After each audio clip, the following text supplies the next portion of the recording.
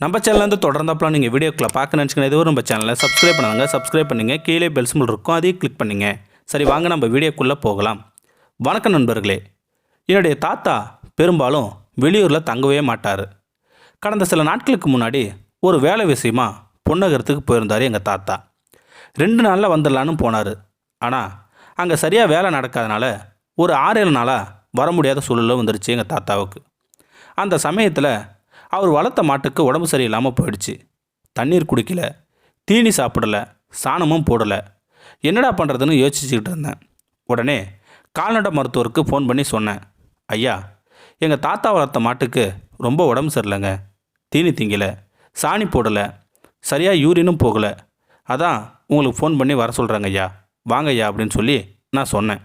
உடனே கால்நடை மருத்துவரும் வந்து வைத்தியம் செஞ்சார். ஆனால் சரியாயிடுன்னு சொல்லிட்டு தான் போனார். ஆனால் சரியாகவும் ஆகலை. அடுத்த நாள் மாட்டு தலையை தூக்கவே முடியல.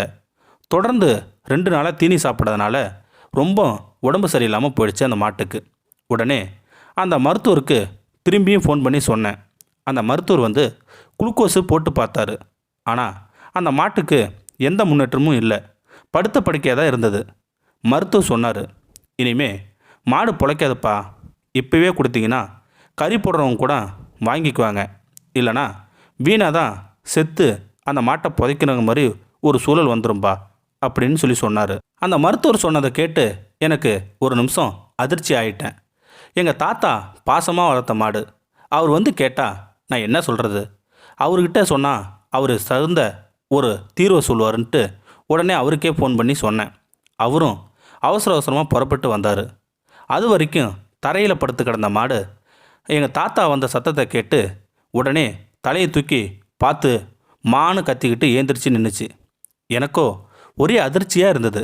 என்னடாது, 2-3 நாளாக இந்த மாடு தீனி திங்கலை, சாணி போடலை, யூரினும் போகலை.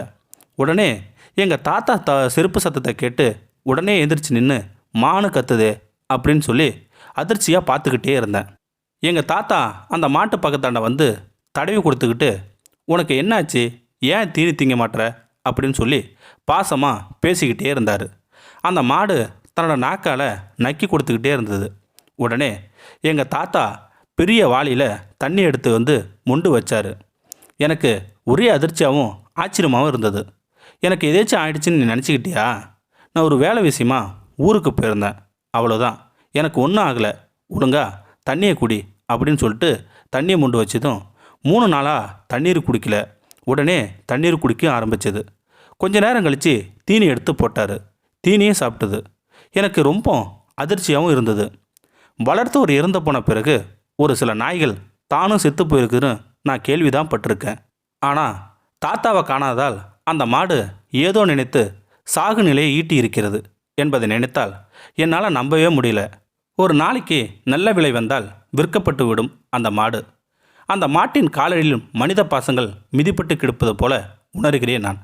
இந்த வீடியோ உங்களுக்கு பிடிச்சிருந்தா கமெண்ட் பாக்ஸில் கமெண்ட் பண்ணுங்கள், கூட உங்கள் ஃப்ரெண்ட்ஸுக்கு ஷேர் பண்ணுங்கள். இதுவரை நம்ம சேனலை சப்ஸ்கிரைப் பண்ணுங்கள், கீழே பெல் சிம்பிள் இருக்கும் அதையும் கிளிக் பண்ணுங்கள். தேங்க்யூ ஃபார் வாட்சிங்.